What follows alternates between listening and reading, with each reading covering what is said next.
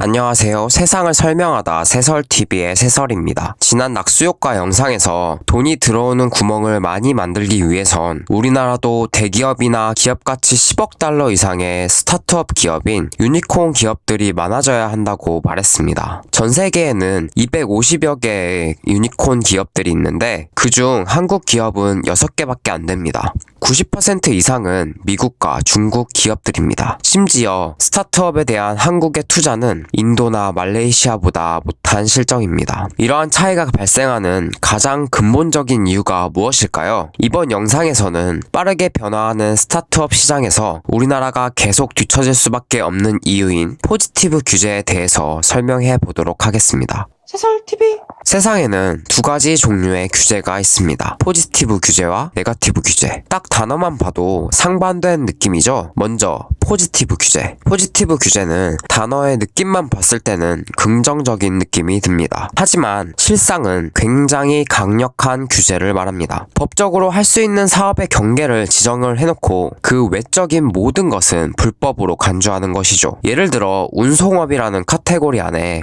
택시, 버스, 기차 이렇게 세 가지만 허용된다고 법적으로 지정을 해놓으면 그 외의 운송수단인 항공, 선박 등과 같은 표기되지 않은 운송업은 전부 불법이 되는 것이죠. 쉽게 말하면 이거 아니면 다 불법이야 라고 말하는 것입니다. 반면에 포지티브 규제의 반대인 네거티브 규제는 안 되는 것을 지정해놓고 그것들을 제외하면 전부 합법인 규제입니다. 예를 들어 카풀 사업은 위험 요소가 있기 때문에 금지라고 말하면 카풀이 아닌 사업, 택시, 버스, 기차, 항공, 마차, 인력거 그 어떤 사업을 해도 합법이 되는 것이죠. 센스 있으신 분들은 벌써 눈치채셨겠지만 네거티브 방식이 훨씬 사업의 자유도가 높습니다. 하지 말란 것만 안 하면 창의력을 발휘해서 어떤 종류의 사업이든 할 수가 있거든요. 전 세계 유니콘 기업의 90%를 차지하고 있는 미국과 중국은 이러한 네거티브 규제 방식을 채택하고 있습니다. 그렇기 때문에 빠르게 발전하고 성장하는 4차 산업의 기술들을 이용하여 새로운 비즈니스 모델을 가진 기업들을 계속해서 탄생시킬 수 있는 것입니다. 반면 우리나라는 포지티브 규제 방식을 채택하고 있습니다. 아무리 참신하고 기발한 아이디어가 있어도 사업을 시작하려면 그 사업을 합법화하기 위한 법안을 추가적으로 따로 만들어야 하는 것입니다. 그러다 보면 자금이 넉넉지 않고 영향력이 작은 초기 스타트업들은 규제를 풀려고 노력하고 기다리다가 제풀에 지쳐 포기하게 됩니다. 또한 대기업들도 새로운 사업을 시작하려면 법안 제정이 필요하기 때문에 정경유착이 생기는 근본적인 이유가 되기도 합니다. 뒷돈을 주고 법안을 통과시키는 것이죠. 결과적으로 미국과 중국에선 우리나라 기업이 규제를 풀려고 애쓰는 그 시간 동안 이미 사업을 시작하고 돈을 벌고 자리를 잡고 있기 때문에 우리나라가 상대적으로 뒤처질 수밖에 없습니다.